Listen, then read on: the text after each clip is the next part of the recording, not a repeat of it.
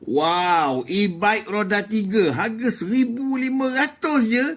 Inilah idaman hatiku.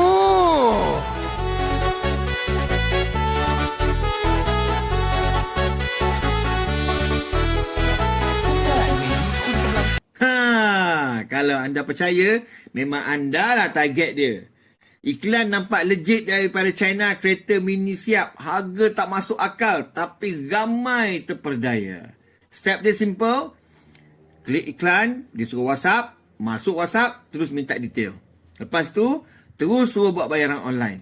Tak sempat fikir, dia dah kejar anda suruh bayar dah. Bila tanya kedai, dia kata dekat Langkawi. Saya cuba cek kedai tu dekat Langkawi. Memang ada kedai kat Langkawi. Tapi kedai tu sebenarnya kedai bengkel baiki kereta biasa. Bukan yang jual e-bike ni pun. Okay, dia guna nama tempat betul untuk nampak legit. So, dengar sini betul-betul.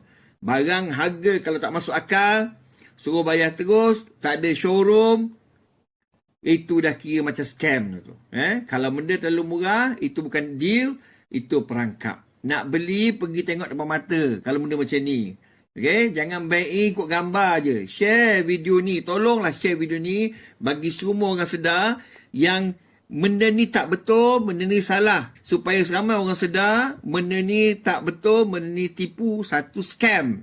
Okay, kita memflagkan akaun ni sebab ini adalah satu penipuan yang besar. Okay, sebelum orang lain kena, kita pastikan benda ni lesap.